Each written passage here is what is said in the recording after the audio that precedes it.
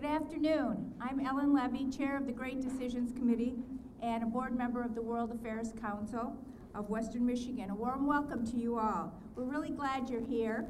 If you're not already a council member, please sign up in the lobby for a membership. You'll also get an email reminder of all of our events, but we hope you will join. Just a reminder, we also have the Great Decisions Study Guide out in the lobby. It's a mere $20, and it will fill you in on all the topics that we have been talking about this season. Great Decisions is a nationwide program, and everyone that takes part in the series studies the same 8 topics across the country. You have in your programs a ballot. Please express your opinion on tonight's topic and put your ballot in the marked box outside. Your opinion joins thousands of others around the country, and the results are sent to the President and to the Secretary of State. We have some guests tonight in the audience that I'd like to introduce. Dr. Galen Biker, President of Calvin College, is here with us. Please stand. Calvin has been an educational partner with the World Affairs Council for over 20 years. We thank you for the college's longtime support and association with us.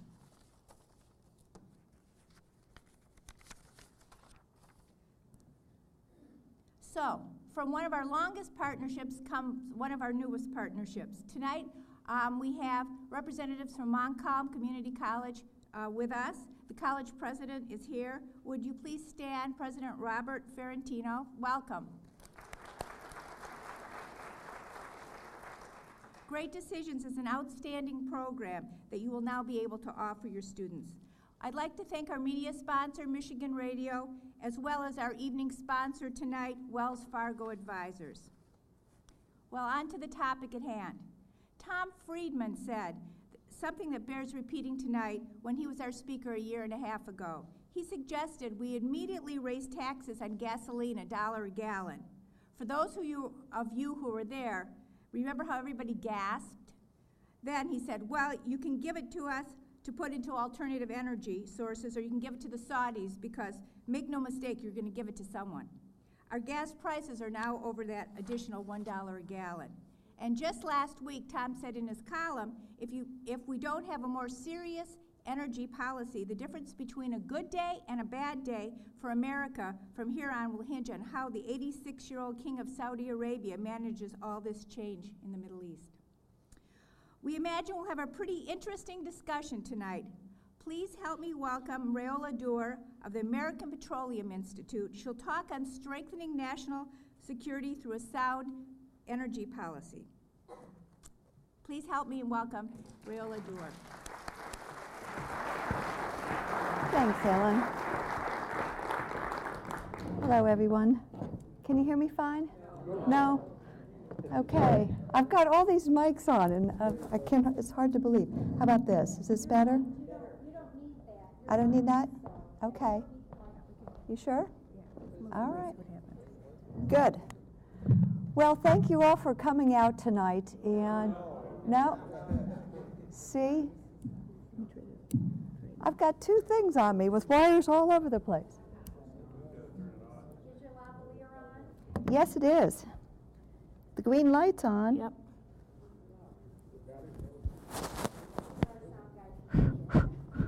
Maybe it's not up close enough. How about this? This is always the most challenging part of the evening for me. It's just catching up. See? Yeah, it should be. I don't know why it's not working. I can't pick it up. Just use the... All right, I'll be glued to this. Let's see if I can get it out, and then we'll be all set. All right, how's that? Better? Okay, I'll try to keep it where it should be. Anyway, back to saying hello to everybody, and I do appreciate your attention tonight.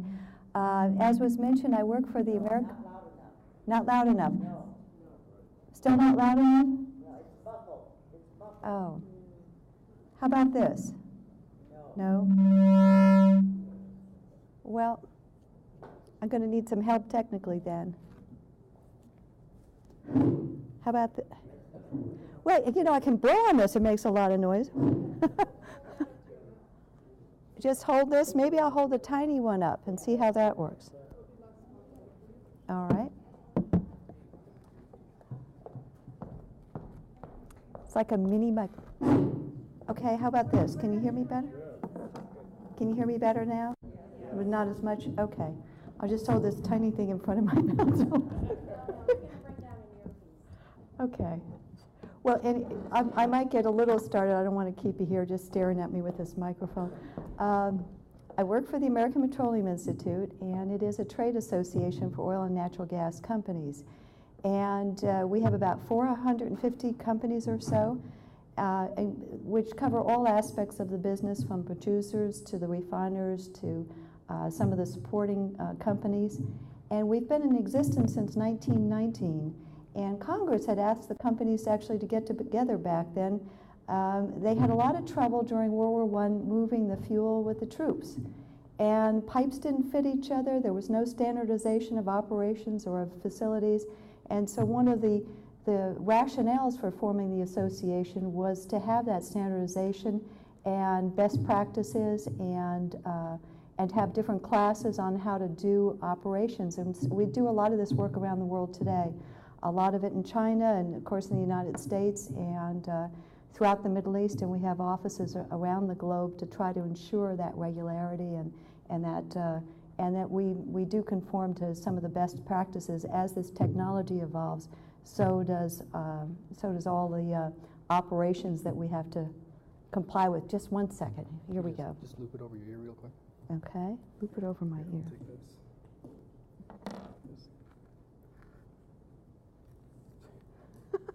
This will be the most interesting part of the night. What do you see?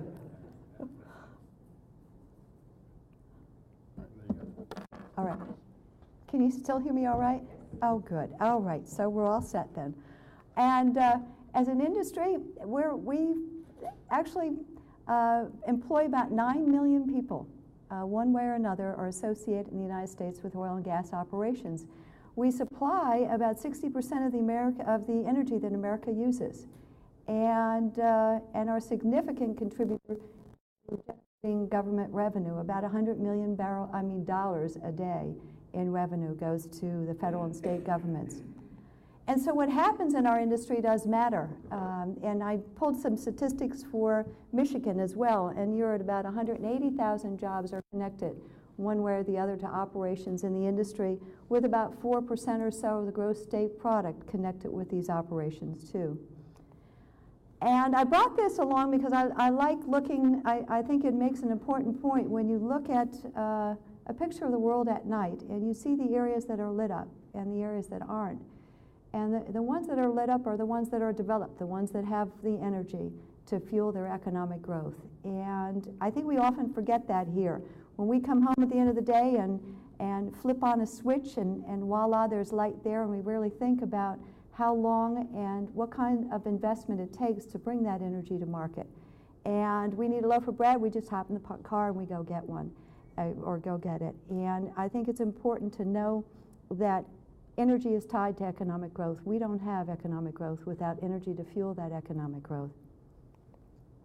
And here's, of course, this is just as shows us, oops, I'll get this, what's been happening. This tracks oil prices over the past 5 years and then shows you what gasoline and diesel prices have been doing. So 90% of the time when you look at something like this, what you're seeing is movements in the retail price of all of our products, and diesel too, are pretty much mirroring what's happening in the crude oil marketplace. And we see that today. This is a week old, and already this is up quite a bit. I think we're at over $3.50 or 55 cents a gallon right now in just the past week, and it is mirroring. This is edged up too quite a bit. So in other words, and a lot of that then, I can go to the next slide. So when you'll hear stories about we don't have enough refining capacity, it's the refiners, it really isn't. You can look at the difference, the spread between the price of the crude and the price at the retail station or when you're buying diesel fuel, and you'll see that really the difference is what's happening in the crude oil market. And that price is set globally every day by all the buyers and sellers in that market. oil companies don't get to determine what that price is. They have to accept what the market is willing to give them. And there are a host of reasons, a host of factors that go into that marketplace.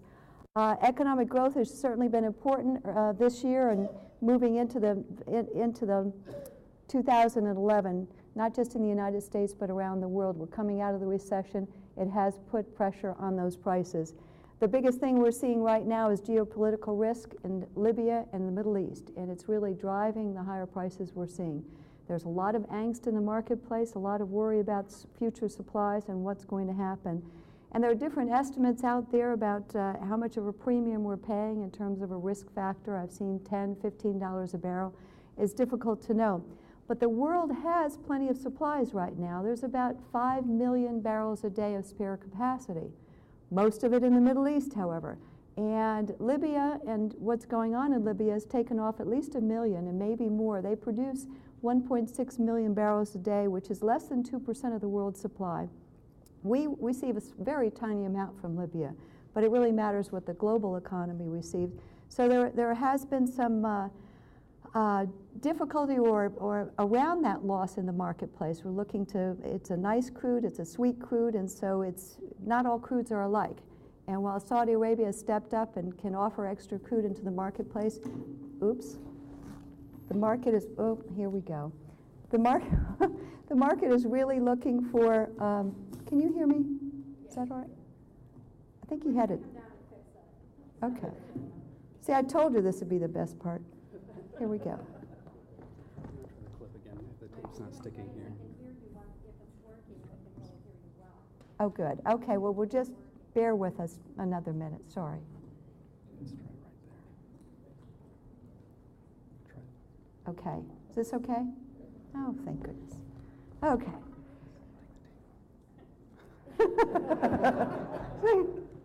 Oh, that's on camera too. Okay. So while we do have spare capacity, we have a lot of supply in the United States. We're just pulling out of this recession. Markets have a lot of supply. And it is that worry about what the future supply is going to look like that's really driving things right now. Oh, I brought this along, but I don't know. It's too many numbers. It just shows the Department of Energy's forecast for this year in terms of prices. And crude, they already, and this is from February. They're going to have a new outlook tomorrow. They do it once a month, and they always tweak it. But it did show that they expect average prices for crude this year to be about $93 a barrel. And I expect that they'll revise that somewhat. I think today it's 106. I'm not sure. I think it closed at 106. But that doesn't mean it's going to stay at 106. It doesn't mean that it's going to stay or go up, or it doesn't mean that it can't come down just as well. And of course, all the product prices will go along with that increase in the crude. Every time you see $1, there's 42 gallons in a barrel. So whenever you see the crude price, you can just divide by 42 to find out what that is in terms of gallons, how much you're paying dollars per gallon. Heating oil, of course, natural gas is the good news. It's hardly moving, and it's good for folks in Michigan because you use a lot of natural gas, and those prices are anticipated to stay pretty stable moving forward this year. And maybe for a long time. There's a lot of natural gas out there that is keeping, there's plentiful supplies that is keeping the price down. So what do we pay when you pull up at the pump for a gallon of gas? Well, a lot right now. But what are the components? And the chief components of the price that we're all paying, first and foremost, is the price of the crude. About 68%. This dollar bill represents about the last year's average, but it's been that way for quite a while. 17% or so, 17 cents out of every dollar is the amount to refine and market and distribute the gasoline. And then the rest will be taxes. In Michigan, you're paying about 56 cents a gallon in taxes. Nationwide, the average excise tax is about 48 cents. So, and I did bring along, oops. I did bring along a map, just show you the relative difference. The red shows the higher tax areas in the nation, and the yellow sort of mid areas, and then less than 40 cents a gallon in a lot of the South. So it varies by state for a lot of different reasons. A number of states use the income that they receive from their excise taxes for their roads, but some other states just put it in a general fund and they use it for everything, so it all depends. Some have variable taxes, some have very fixed rates where their legislature has to vote on each and every penny, increase, so it really varies by state. Profits, you hear an awful lot about profits. This is an industry that makes a fortune, and you'll hear in every quarter they're making tens of billions of dollars. But the important point is that they're spending hundreds of billions of dollars bringing this product to market. So I'm not sorry, this might be hard to see. The oil industry is here. This was for the third quarter. The Commerce Department, I mean the Census Bureau doesn't come out with the others until, oh gosh, months later. So this is the most recent statistics I could get a hold of. And it shows what all manufacturing earned about 8.6 cents on the dollar. Oil earned about 6 cents last year, but we've earned about 7 over the past 5 years. And motor vehicles are moving up, 5 cents on the dollar. They were negative for a while, as you all probably know. Pharmaceuticals, we're always behind pharmaceuticals. We're always ahead of food, it seems. So we are in that mix, and these are companies that make a lot of money. But again, they spend an awful lot, and I think the scale is really hard to wrap our heads around. It's hard for me. And who benefits? Who owns the stock of oil companies? And they're really largely owned, a lot of it, pension funds, 27%, by retired firefighters, teachers. A lot of state pension plans are invested one way or the other in oil companies. Mutual funds, IRA accounts. In fact, they're really broadly owned by tens of millions of Americans. About 1.5% of the stock ownership is owned by the corporate management of these companies, on average.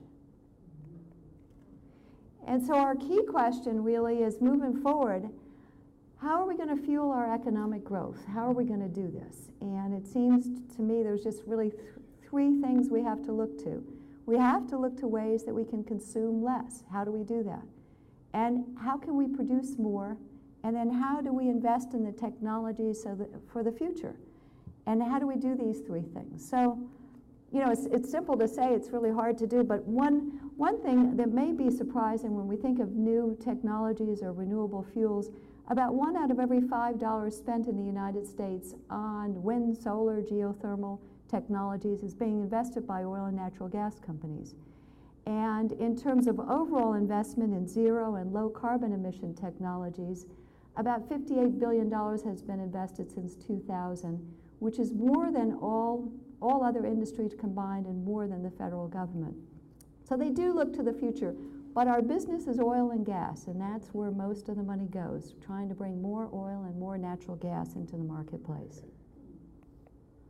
And I brought this slide along because I like it. It shows how America has fueled our country since 1859. It's way over here. We used to be a biofuels society with all this wood we burned. And then we went to coal, and you can see 1900 and all the coal we used. Back then, there were articles at the time that were very worried about running out of coal. Just as many, and that seems pretty reasonable since they were so dependent on it. And although oil was discovered way back here, it wasn't until, mid-century or more that it became one of the dominant fuels in the United States. And then gas came on, and then we have nuclear and some biofuels up here. So I like to think of the folks at the turn of the last century, and they hadn't a clue what that century was going to bring. They really didn't, did they? And they didn't know about cars, they didn't have airplanes, men on the moon, the way we can talk to each other around the world instantaneously. They hadn't a clue. And I think we don't have a clue. I think that we can see what's right in front of us, maybe the next 20, 30 years. But we really can't see the breakthroughs. And it's the one thing that we consistently underestimate in terms of the power of technology to transform our lives. So I'm very optimistic about our future, because I know that technology is out there, technologies that we can't see today, but that smart people are working on. And it's up to us to ensure that we help our universities and make sure that we have the best and the brightest out there looking at these issues and making the discoveries that are going to change our lives, our grandchildren's lives, and people at the end of this century who will never know. And they'll look back at us and think, oh, weren't they silly? We're looking at, wondering about solar energy or whatever we're wondering about, or the batteries or whatever it is. And I think we'll look much the way folks at the turn of the last century, how they never saw what was coming. But that's a little aside, because I really wanted to get to conservation, and this is a difficult slide to look at, but all it does is really just shows 3 lines. The top one is the Department of Energy's forecast of our economic growth. It'll nearly double. They expect it to double between now and 2035.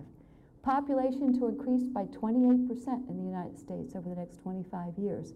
Yet the amount of energy we use for every dollar of gross domestic product will be 60% of what it is today.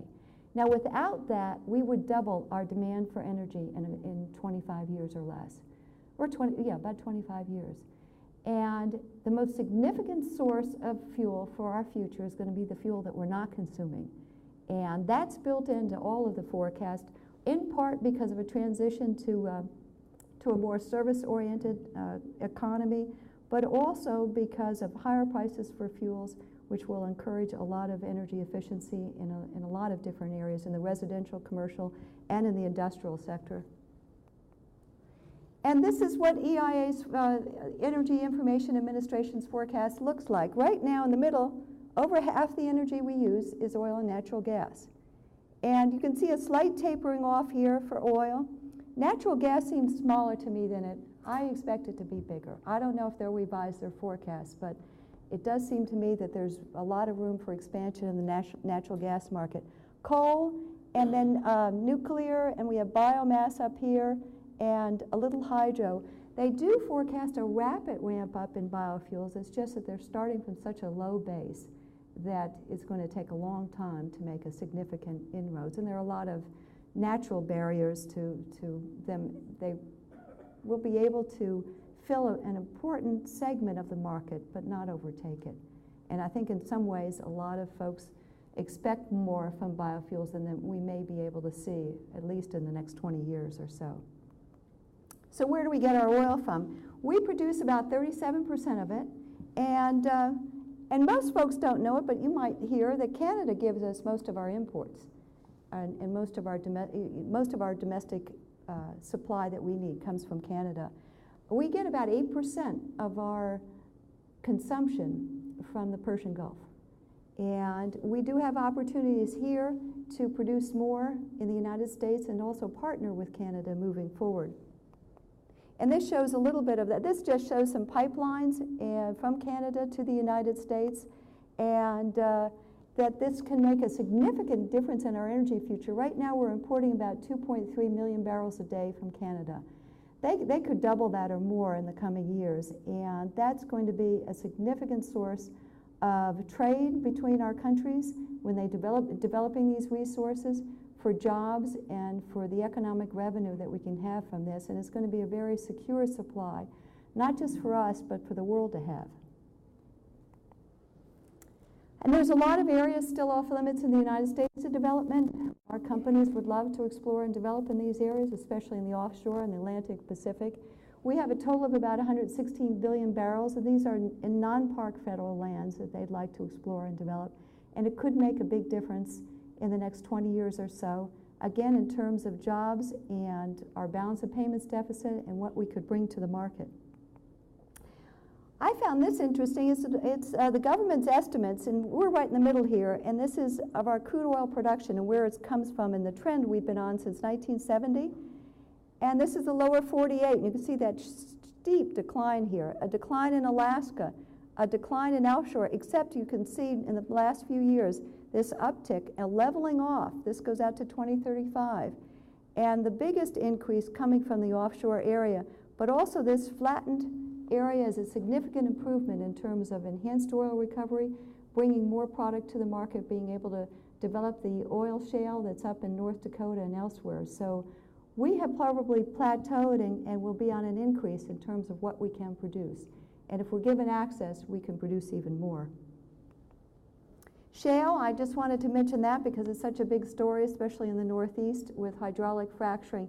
Fracturing itself has been around for a long time, but the difference now is combining it with horizontal drilling, whereas before you just had one straight horizontal area to explore and develop. Now, I mean vertical. Now they can go horizontally and access a lot more resources than we could ever do before. And this has become economical, so much so that new development of this unconventional source of energy is actually competing with Western states for the market. And we're seeing very low natural gas prices in part because we're bringing on such a large volume of new supply. And supply that 6-7 years ago we couldn't count on. We were building or looking to building offshore facilities to import natural gas in the United States. Now we're looking to build facilities to export this gas to Asia and elsewhere. And we have, by some estimates, at least 100 years worth of natural gas at today's consumption levels. And some folks think even more. I've heard as much as 300 from some estimates. So it's a magnificent source of new supply and a low carbon emitting fuel as well. And you have a lot in Michigan of Utica shale. Looks like the entire state's covered. And I wanted to show you what the global curve looks like. It's much like the United States, except the slope of that curve is terrific. And it's calling for about 50% more energy in 25 years. The whole world is going to need half as much more as what we're consuming today. And there will be fierce competition for resources. This is good news if it pans out in the sense that it really represents the lifestyle of billions of people around the planet improving. And it can be a real positive for the world to see this if it unfolds. But it means a lot of competition. It's going to be a great challenge for the world to come up with this energy and to manage this energy and manage our environment. And big oil, I just want to say a little bit about big oil because I think it's a myth. When it comes to the United States, at least it is. And it's stuck in the past. If you look on the orange on the left, it's a picture of our company's share of the world's resources in 1970. And these are investor-owned oil companies. It had about, 85% of the market. The green were Russian companies, and that 1% little blue sliver were nationalized oil companies. Well, that picture is flipped on us today.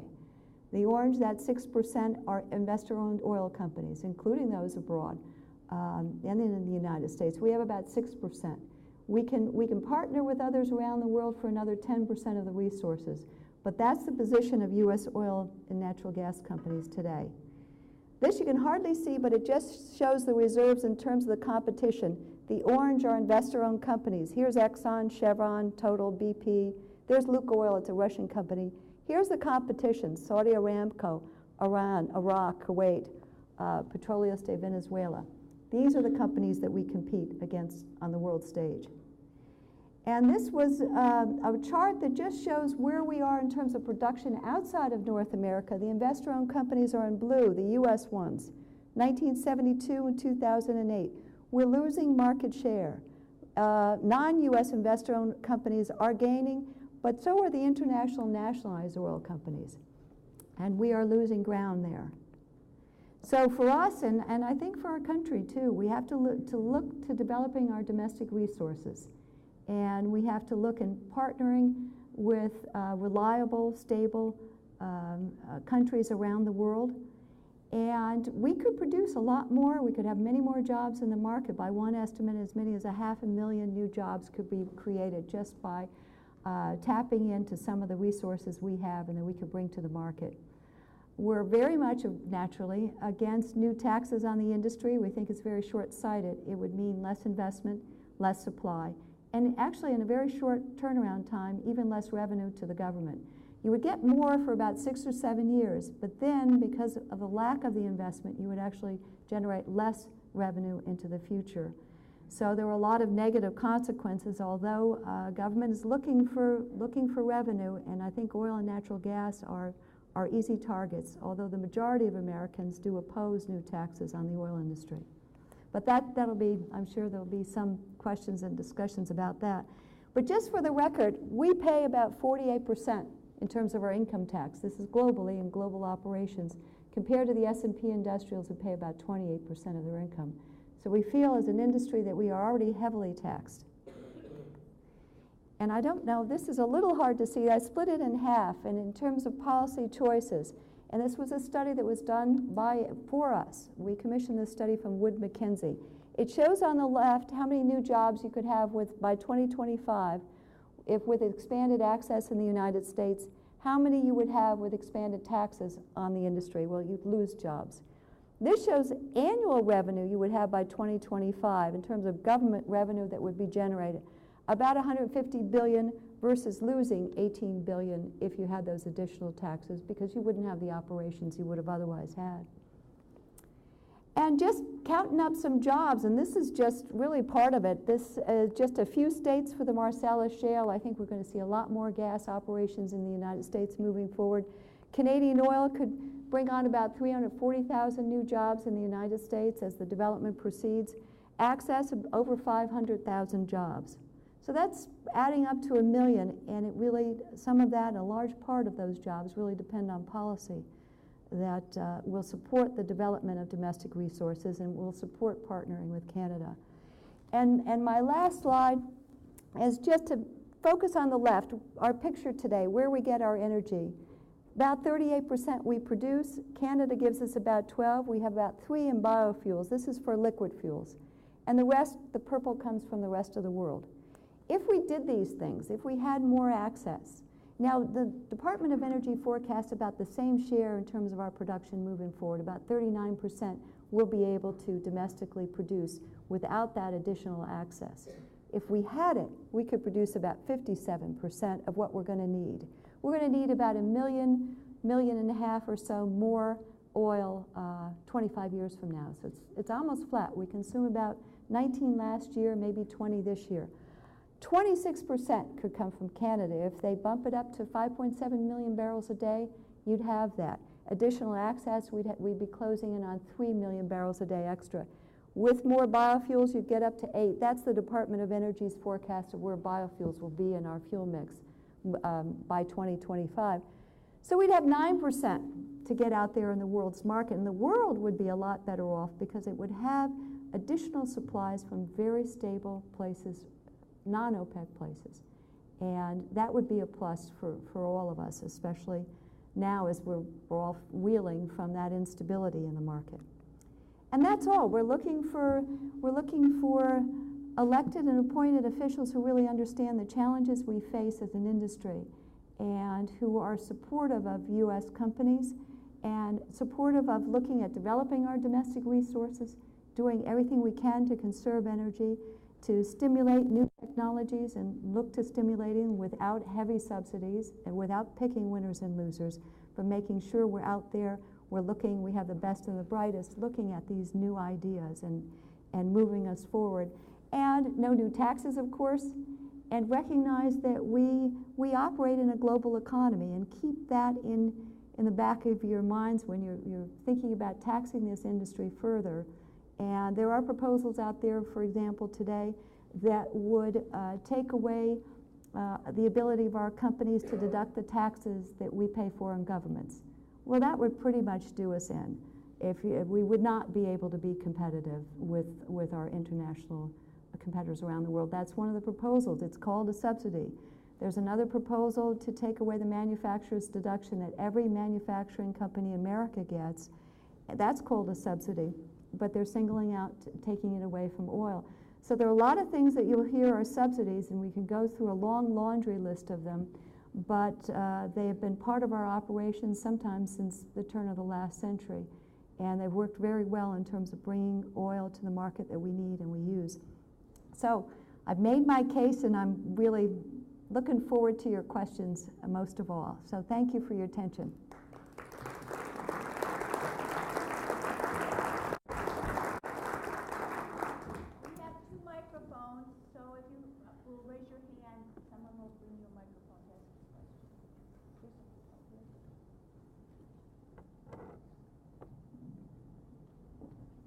Thank you. I've got a couple of questions for you.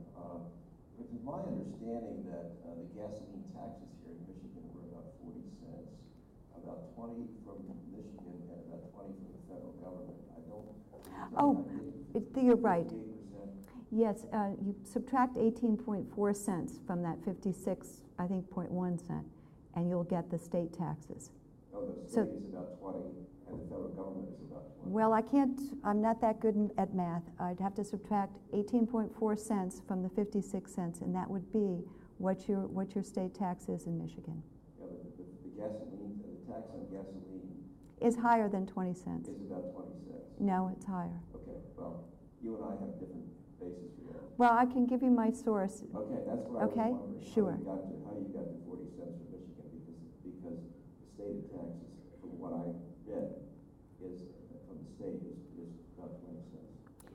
Well, if you give me your card, I can give you the details. I didn't bring the detailed notes, but we really have very detailed notes, and those are very good numbers, and we keep track of them. And it's not just the excise tax. Sometimes it can also be a sales tax. I'm not sure if you have a sales tax. That's different. That's different than the excise tax. That's right. So there could be additional other taxes, but I'd be happy to look it up for you. But I am certain of that number. When you pull up at the pump, you're paying 56 cents in taxes. Additional taxes. The other question I had with respect to your graph about what you could produce in 2025. 2020, does that assume complete access to all of the offshore and complete use of the oil shale? It assumes the access picture. It doesn't go after the oil shale. It's looking at just what's off limits to development and what could be brought on. And it's rather conservative. It goes to about 2.8 million barrels a day. And so we feel that that's a reasonable estimate that was done for us. And that's just the areas that are off limits to development. This is non-park federal lands that are off limits. That would give us an extra 18% over and above where we might have been otherwise in terms of domestic supply. That would include all the offshore areas? It would, and most of those areas are off limits to development. It would include those areas in Alaska that are off limits. That's right. So if we had them, that would be the difference. And they make different assumptions in these models about what the price of oil might be, how fast you can bring it into the market, but that would be the difference that we could make, and we think that they're reasonable estimates. Canada, we think, would be even bigger, a lot bigger, bringing the oil sands down, and they have a lot more potential. They have the second largest reserves in the world outside of Saudi Arabia. They're second. So, one more question. Sure. Have you built into your assumptions any of the environmental impacts of the oil shale and the offshore drilling?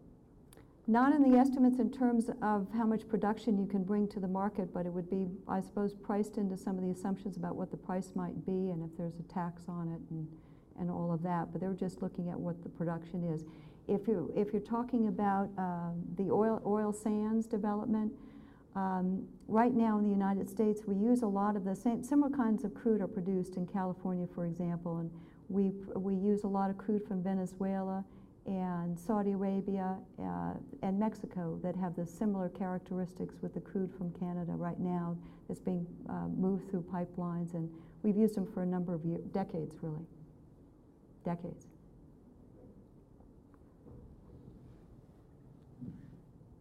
I have a question over here. Oh.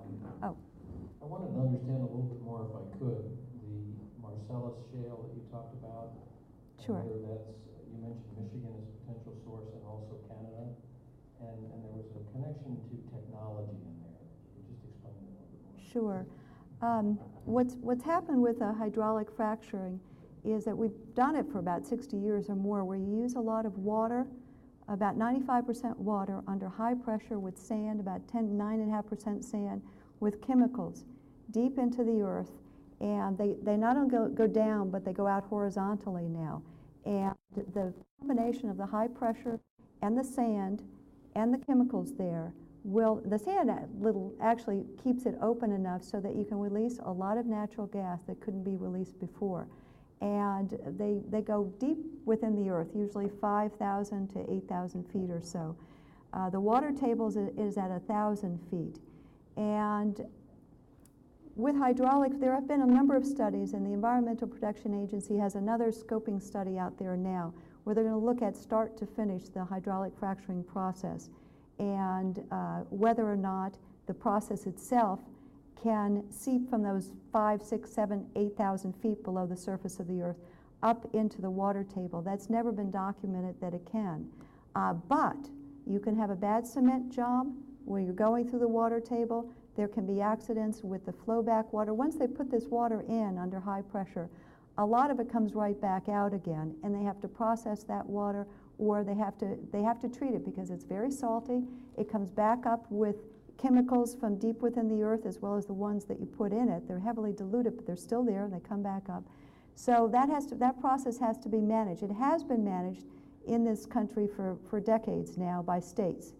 And the EPA will be doing this study, taking another look at it. They have a 2004 study they did, and they're going to go back and look at it start to finish to answer a lot of questions that the public has, especially since there's been a big increase in the production using this technology, and a lot of questions surrounding the water, surrounding emissions, and trying to answer all of that. So I don't know if that answers your question, but that's what they're on. The source, well, natural gas is, that's right, this technology is the source. It's the source of the low natural gas prices in Michigan today, I'll tell you that. And it will be the source of a lot of energy for the United States moving forward using this technology. So it's going to be big, it's going to be important. Now the oil sands operation, it's different, it's oil, not natural gas. And Canada has, like I said, a lot of resources. They're moving about 1 million barrels a day in terms of oil sands oil into the United States, and altogether over 2 million barrels of oil to this country. They have a great potential moving forward to do even more, and there's a lot of controversy around this because it's heavier oil. It has the process itself of trying to get this oil out of the ground, causes extra emissions in the air. For the United States, it's about 6% above the average crude barrel that we import. And this is wells to wheels, in other words, from the production end right to the emissions end at the end of the car. So it is about 6% greater, and it's on a par with other fuels that we're already using. And if we don't buy this crude from Canada, certainly China will and others will, it's going to go somewhere if we don't take it. So we'd be missing an opportunity if we don't try to be a good partner with them moving forward. Yes, sir. Oh, we need a microphone down here? Oh, I'm sorry. I'm sorry. This woman first. Yes. Yes, I was a little late getting here by the time I found out where it actually was. Oh. So you might have mentioned some of these things earlier. I'm concerned when the title here is Global Energy Resources, as if we're going to be talking about a lot of different types. And I didn't hear anything about alternative energy. I feel really bad that you're only focusing on oil. Sure. And yet you also talk about the security concerns as Sure. if, well, we're just going to really try to milk our own oil resources when Well, we know its day is done. And also, you know, there's just so much conservation that we are not doing in terms of energy. Case in point, the water bottle in front of you, you Sure. know, has water in it that's no better than our tap, and the bottle is made of plastic, which comes from one. Sure. And we have no deposits on them, and even though they're recyclable, they usually don't end up there. And it's just crazy how much conservation is not happening. And so I'm really disappointed to only hear you talk about oil, but then I see you're employed by the Petroleum Institute. Sure. So, no kidding. Well, And in terms of subsidies and taxes, tax oil, subsidize alternative energy. well, I hear what you're saying, and I'm sorry you weren't here from the beginning, because I did talk about conservation. I did talk about the difference it can make and how important it is for us to have policies that address this. And it's going to be the most significant source of our supply moving forward, and we can't do enough to consume less. And we need to be focused on that. So you did miss that, and you also missed putting oil in context in terms of what we're using today, how we fueled our society in the past, what we're going to need in the immediate future. We know what we're going to need 20 years, 30 years from now. We have a pretty good idea. We have no idea beyond that. We do know we have a lot of potential here, and how are we going to get to that energy future? What do we have to do to be smart for America? And what we can do are just 3 things: consume less, produce more, and look to new technologies and investing in those technologies. So I think you probably missed a good part of my presentation, because that was the first half. Yes? Just a couple of questions. Everything seems to be in flux right now with what's happening. This increase in gasoline went up so quick. Yes. In your opinion, speculators are involved in this? And you talk about 25 years down the road about China, India, Brazil. China's really moving along Yes. on Southeast Asia. And I'd just like to have your opinion on a couple of those questions. Sure. Well, especially now, especially knowing that the world does have plenty of spare capacity, even though they're scrambling to make up for the amount that's lost in the global supply. There's a kind of a worry factor out there, and the buyers are bidding up the price to secure that future supply. And I know there's a lot of controversy around, is it speculators or is it the market at work? In the long run, it is the market at work. It is the fundamentals that are at work. And even the speculators, at the end of the day, they have to buy or sell their contracts. And so they can affect the short-term volatility, and they can even smooth the curve for us. They can make it less volatile by operating now, and they perform an important function in that market in terms of price discovery function. So most economists don't think it's the speculators at work. The Commodities Futures Trading Commission, the EIA, the Department of Energy, and others have looked at this, and what they find is actually the speculators are following, not leading the market, but they're actually following what's happening in the market. And people have tried to find over and over again that they are the ones that are causing this spike, but they can't prove it. They've done a lot of statistical analysis, and people are looking for it, and the traders think that's so. The economists don't believe it, and there is a lot of controversy about that. Good question. I'm sure the audience probably is aware of the fact, or I hope they are, that Jerry Ford, back in the early 70s when there was an oil embargo, was probably the only president that really had a proposed energy plan. I think it was $5 to $10 per barrel to be committed and devoted to renewable energy development. That was back in 1973. So Grand Rapids is ahead of the curve in a lot of ways. The question I have is, the chemical companies now that are coming into the Fischer-Tropsch process, converting coal, natural gas to synthetic fuel, Sasol in particular, Royal Dutch Shell, Eastman Chemical. What are your feelings about them implementing into the market? Royal Dutch right now has 150,000 barrel in Qatar refinery, not based on crude oil, but based on natural gas. Sasol has just developed a relationship, a very strong relationship with China, where they're doing at least one or several coal to synthetic fuels. One in particular is 100,000 barrels per day. Sasol has also hooked up with Talisman Energy out of Canada and bought a number of thousands of acres of natural gas potential that they will then turn into synthetic fuel. Your feeling on synthetic fuels? Well, you know, I think bring it on. The more we can have, the better. I mean, this is a good thing, and why not?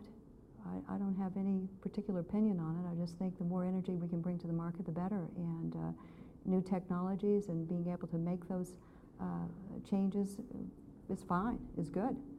We're going to be challenged to come up with the energy we need, and so there's a lot of promise and potential in some of these technologies. Why not? I think what I was trying to get at was the amount of coal that the United States has. Oh. The amount of natural gas. It's an enormous amount. Right. Hundreds of years. Yes. Well, I'm just personally in favor of the natural gas and going the natural gas route because we have plentiful supplies and because it's better for the environment than the coal. But I'm coming from, you know, my own prejudice within the industry, and so I would be all in favor of more natural gas fueled electricity, for example, and using and developing as much as we can moving forward. And so I don't know about the coal. I don't know much about coal operations. I'm so focused on the oil industry. Thank you for sharing your optimistic. I hope the TV would broadcast this so that we will see the gas drop. I hope so. I'm not promising that. However, Jeez. I have some negative opinion. Oh, of course. It's been 40 years since the first oil embargo. Mm-hmm. And our president has to declare to release a strategic oil reserve. After George W. Bush declared that we are all oil we are all addiction to the oil. Yes. Now, I have been involved with some research on this alternative energy.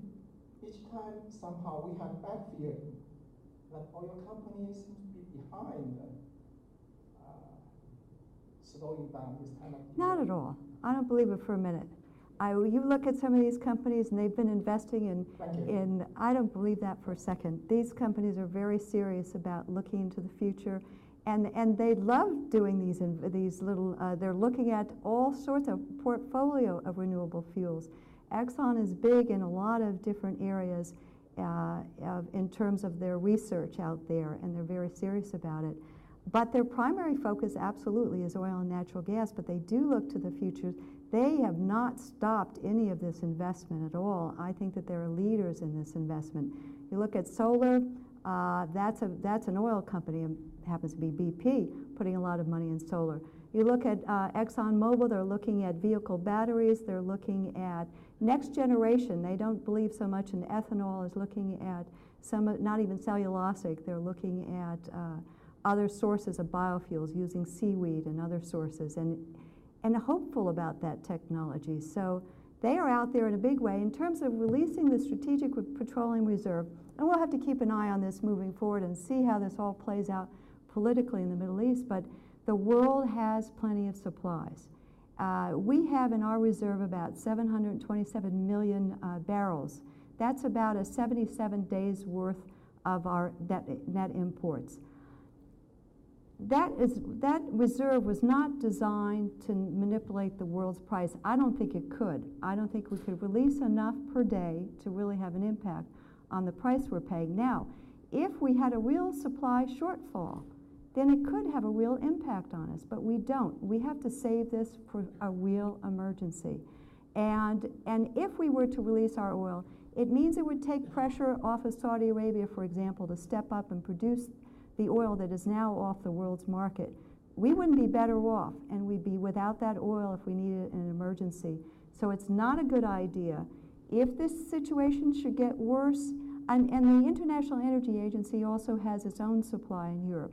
So far, none of the countries in Europe have stepped up and requested any extra supply. They have enough supply. So until there's a shortfall, it's not a good idea to do that. Now, President Clinton did do it briefly, and he released something, over the Christmas season, as I remember, but about 13 million barrels, and the price did temporarily go down. I think it was 10 or 20 cents a gallon. But what happened at the same time is that OPEC reduced their production by 44. So they certainly trumped whatever we released into the marketplace, and then the economies went into recession, and it was no longer an issue.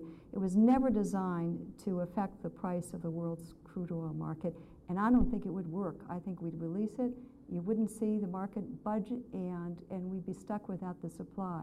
We need to keep that for an emergency. Hi there. Well, I'm an Indian citizen. I work as a power engineer in the United States. Oh, good for you. My question kind of builds on the question from the gentleman over there. It's based on natural gas.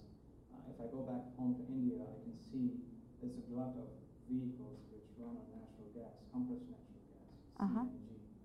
You can see automobiles like cars and buses. For example, New Delhi, the whole city, has converted all their public transit vehicles to compressed natural gas. So my question to you is, if there's so much CNG available in the United States, why are you still running on oil?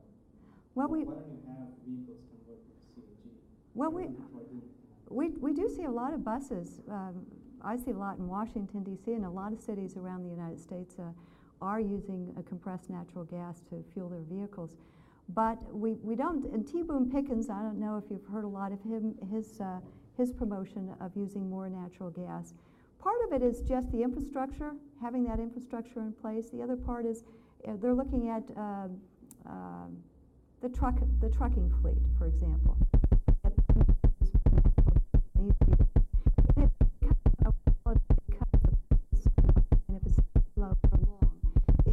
Very competitive, but right now, just to retrofit one of those trucks or to have a natural gas truck, one of those long hauling trucks, that's about $20,000 or so, and it doesn't add up economically, and you also need to build the infrastructure, but I think a case is there that it can make an important contribution and a growing contribution to our nation's energy needs.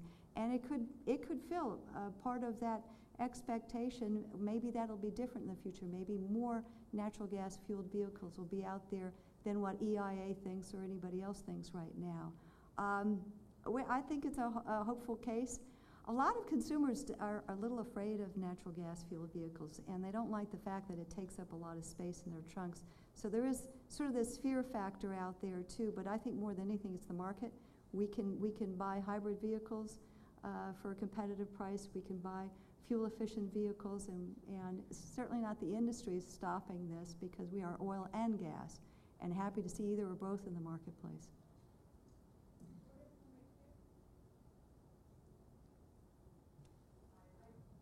Am I on? Yeah. Yes. I have a great appreciation for warm water and a warm house, so yes. I do like my oil and gas, but I want to reflect for a minute on the fact that the U.S. is not only well endowed with a lot of these resources, we are gluttonous about our use of them. Yes. And that I think the American Petroleum Institute has, from your figures today, a lot of very interesting business-related models, money-related, job-related. Sure.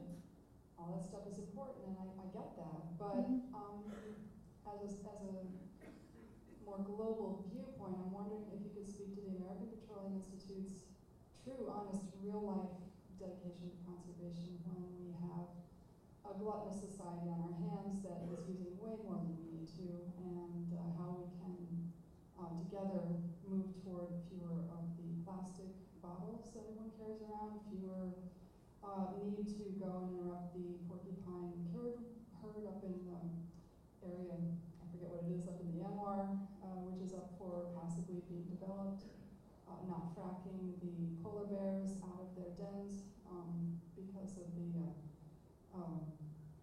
not fracking, but the seismic investigation going on up there, and also the fact that out west, where everybody knows there's a water shortage, we're putting hundreds of thousands of pure water, gallons of pure water into the earth with chemicals and everything to try to do this tertiary recovery. So it's a global picture of more conservation side of what are we doing about water, what are we doing about some of the wildlife issues, and what is the API going to do to really bring that conservation side to light rather than just looking at business as usual? Well, for us, it hasn't been business as usual for a while now, and a lot of our focus, of course, as oil and natural gas companies, is to deliver the energy that is demanded from us, and that is the business that we're about. But as a business, they're always looking at ways to conserve energy themselves because it makes sense, it saves money, and they've been doing that for years. And as a policy, our companies have been very supportive of conservation measures and of looking into hybrid vehicles and new technologies and even hydrogen fuel vehicles and looking into that future and further into that future. We're not there yet, and we have to be able to develop our resources in a responsible manner. There is a lot of risk, and I don't have to remind anybody here of that after last year's spill, associated with this, and you learn a lot from the process. And they have continually been able to move products safer than ever before. Up until that spill last year in the Gulf, they had drilled 44,000 wells successfully. It doesn't matter. They had that accident. It underscored technology that wasn't there that needed to be there, well containment technology that didn't exist, that has been subsequently created and is now there and is now available. We're not going to see anything like that ever again. So we can always get better. And I know that there is a pull between the environment, between the economy, and between the energy we use. And how do we make those trade-offs? And how do we do it safer, better, less emissions moving forward? And there are an awful lot of good people around the world, and I work with many of them, who are looking to do just that. We don't create the demand for our product, we supply it. And we are investing in technologies to change that energy future. And we're trying to do things better every day. And that's all we can do.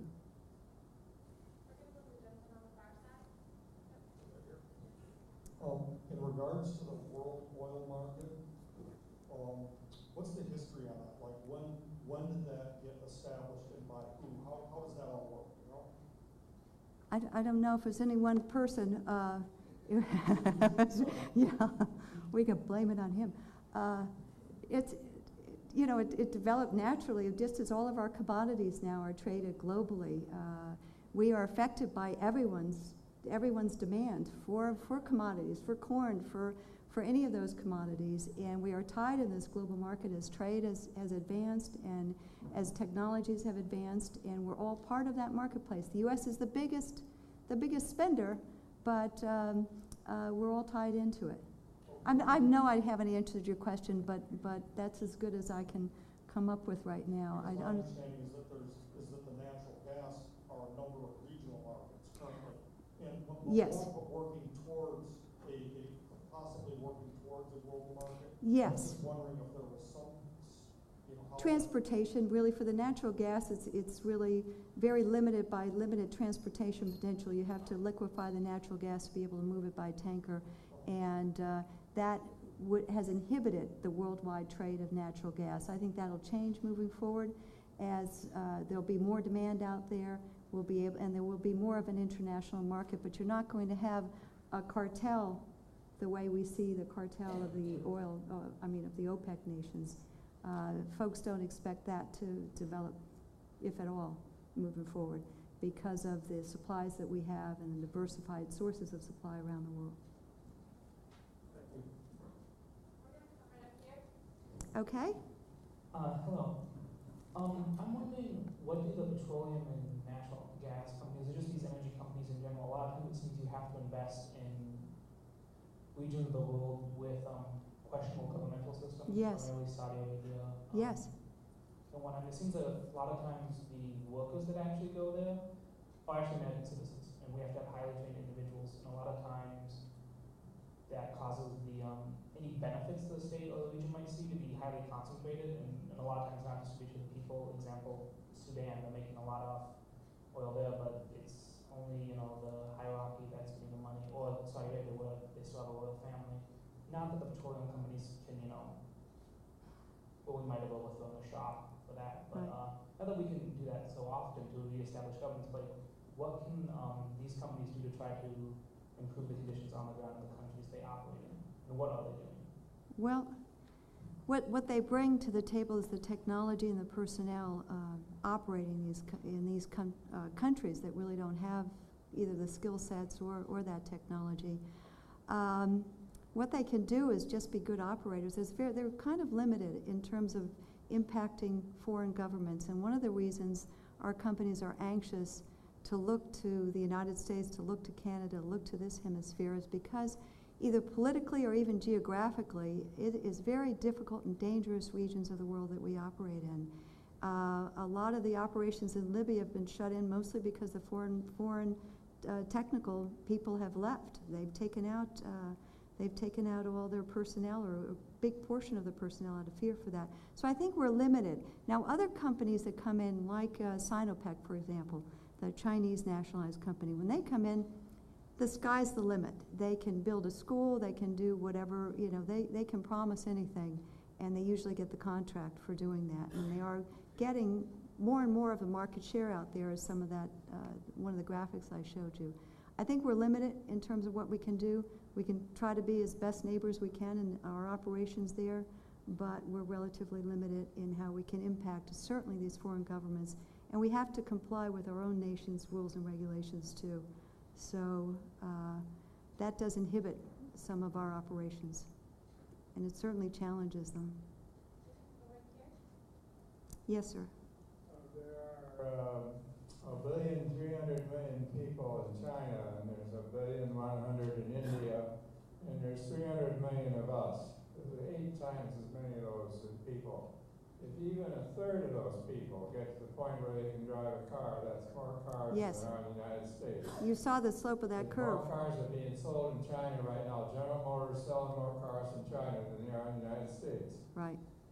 Is there any conceivable way that there could be enough oil produced to fuel a fleet of vehicles like that around the world? And if not, are we going to be able to move technology to other sources in time to meet that demand that's going to be growing out there in ways that we can't even envision now? Well, it's daunting. I mean, when you look at the slope of that curve, it does take into account China, India, and other countries that are buying automobiles sometimes for the first time now, and it's having a big impact on the world's demand for fuel.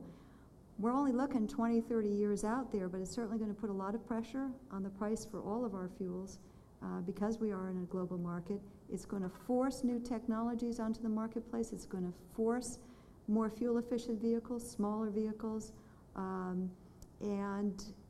but there's no guarantee, and there isn't. And we're going to need a lot more energy, and we're going to need policies that support that energy development, not just here, but around the world. And we're going to need policies that really do encourage energy efficiency and those technologies. Nothing is given here. It might not play out the way that slope of that curve looks like. And so we have to be on the top of our game when we're looking at policy and making sure we're doing it smart and not walking away from opportunities sooner than we have to.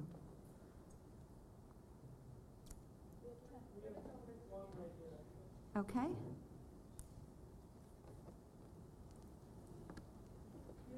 The current administration's attitudes or policies for allowing access, you spoke about the 535,000 jobs that might be created over the next, 30 years? 20 years, well, actually 15 or so.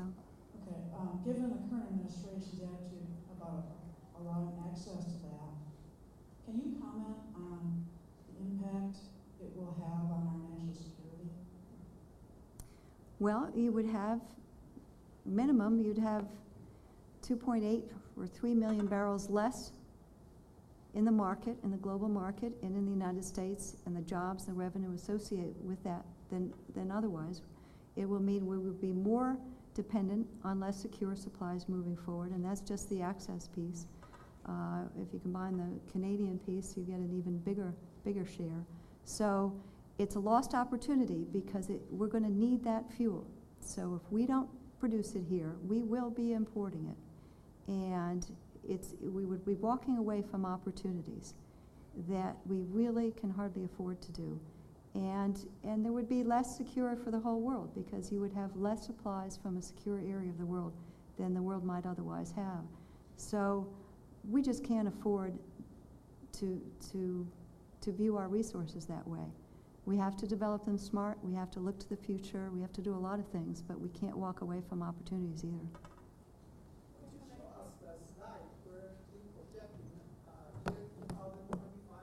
Sure. If I can, for the U.S. or for the world? Well, let's go back. Let's see.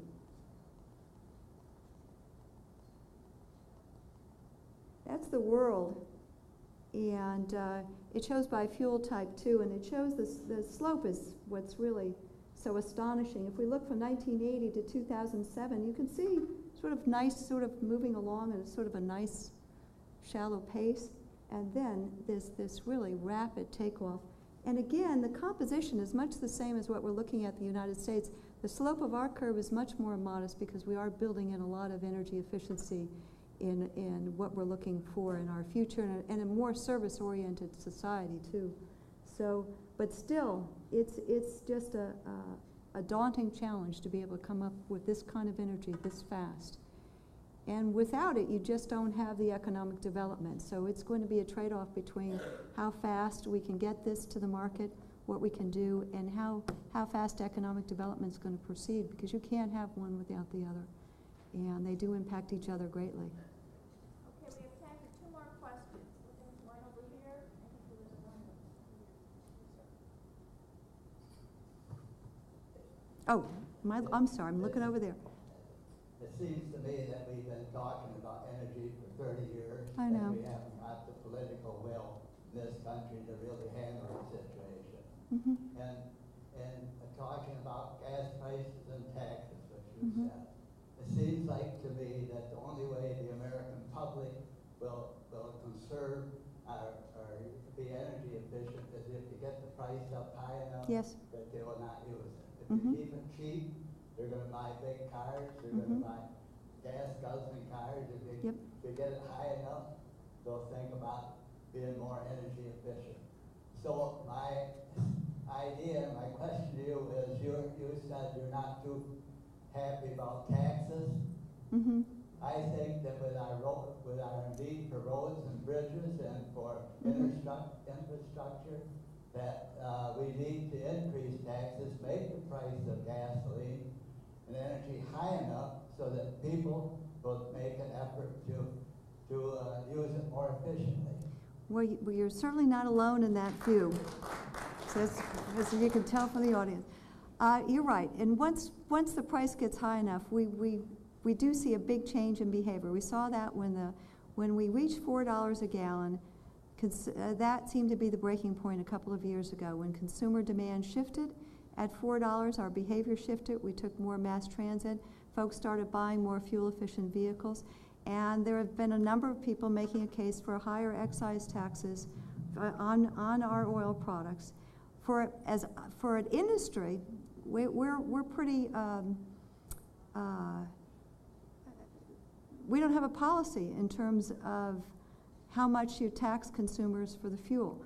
Our policy position is, in terms of bringing the product to market, our exploration and production facilities, our refineries. Those are the operations we do not want to be taxed any further. We think they're taxed heavily enough. But in terms of public policy, whether we add 50 cents a gallon or a quarter or $1 or whatever it is, that's up to the public to decide and our policymakers. We are concerned about our operations and that we have the money to make the investments to bring the fuel to market. Beyond that, we leave it to the states. Some states are 50 cents, some states are 25 cents. Whatever they want to charge for the fuel. But you're right, we could do what Europe's done if we had the will to do that. But I tell you, you mentioned a few cents a gallon. Most consumers do not want to see higher prices at the pump for any reason. They don't care what the reason is. And that the last thing many consumers want to see is a higher tax on their fuel. But over the long term, it would shift things. It would bring on more technologies, and as you note, and it would mean less reliance on other sources. But we have benefited, too, greatly as a nation from having relatively low-price fuel. And while Europe taxes heavily, and they have a different tax structure than we do, and they use a lot of the revenue to fuel, like their Social Security, for example, and other things. And a fuel tax is really rough on the poorer segment of the population. So as a policy, you have to balance all of those things too when we're making policy, and most consumers don't want to see higher fuel for any reason, and it's tough. You're right, we've been talking about this for 30 years. I think we have to look to technology, and I guess that $4 a gallon will probably do something too. We're probably seeing movement already in that regard. One last question. Oh, okay. Yes. Yeah, we haven't talked about global warming. Oh, sure. Could have an enormous impact. And I noticed you're using the EIA forecast in the mix. I mean, that's sure. Obviously one to use. Sure. But, have you sort of also looked at, you've been presenting things as far as the impact of CO2 of what you're projecting here, and also the state and government aims to actually reduce CO2, both in the U.S., around the world, and the impact that that will have on our industry, if we actually do make decisions that sure. impact and reduce carbon dioxide? Well, for convenience, I usually like to rely on the Department of Energy's forecast. It's a government forecast. It's easy. They revise it all the time. And they do have carbon emissions built into that, but their forecast is really based on current public policy, so they don't necessarily have any scenarios, although periodically they do look at different public policy scenarios and how you could move the slope of some of these curves, at least in the United States. They do have a hefty, as I mentioned, a hefty lift in terms of energy efficient cars that they're assuming moving forward. So that's sort of built into their model, and less emissions than we would otherwise have as a consequence. But if you're talking about other more extreme policies, added taxes, there are a lot of models out there, and I can't really speak to those right now, but there are a number of different scenarios depending on how much and how fast you wanted to raise the cost of fuel, what impact it would have on emissions and on economic growth and on all sorts of things. But I don't have them today, I'm sorry. Thank you. Thank you.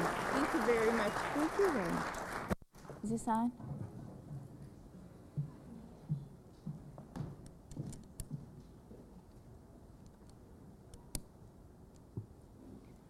Thank you very much.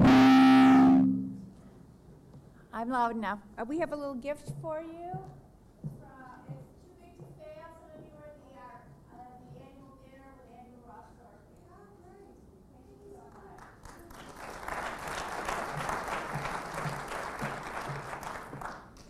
much. Next week, our speaker will be David Meltzer, who is Vice President with the American Red Cross, and he is going to be speaking on rebuilding Haiti. We hope you will join us. Thank you very much for your attendance this evening. We're adjourned.